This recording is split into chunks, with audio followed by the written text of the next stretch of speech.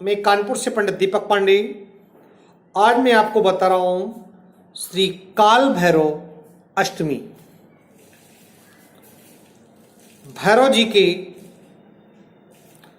कई रूप हैं।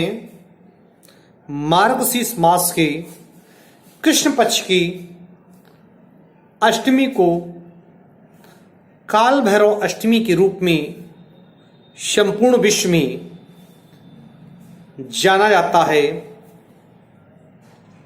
इस दिन भगवान शिव ने काल भैरव के रूप में अवतार लिया था और काल भैरव भगवान शिव का अत्यंत ही रौद्र, भयानक, विकराल एवं प्रचंड स्वरूप है, जो कि इस वर्ष 29 नवंबर 2018 को श्री काल भैरव अष्टमी पड़ रही है।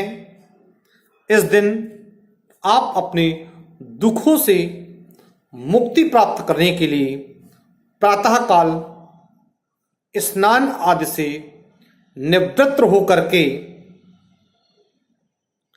व्रत का आपको संकल्प लेना चाहिए और इस दिन अपने शहर, प्रदेश या देश के किसी भी भैरव जी के मंदिर जाकर के उनकी पूजा और आराधना करनी चाहिए।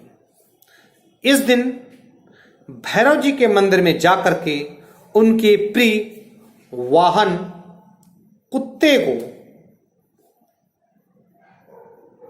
दूध पिलाने का,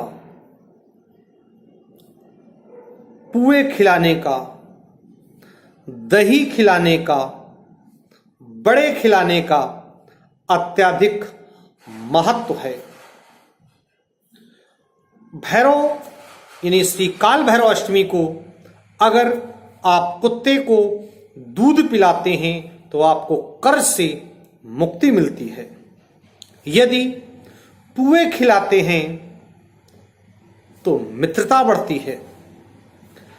दही खिलाते हैं तो रोग दूर होता है और यदि मूंग के बने हुए बड़े खिलाते हैं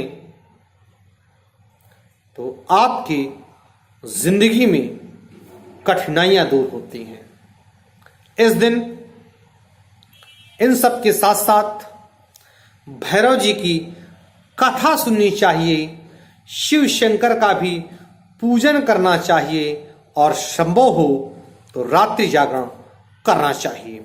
मैं कानपुर से पंडित दीपक पांडे, ज्योतिषाचार्य 9305 360 382।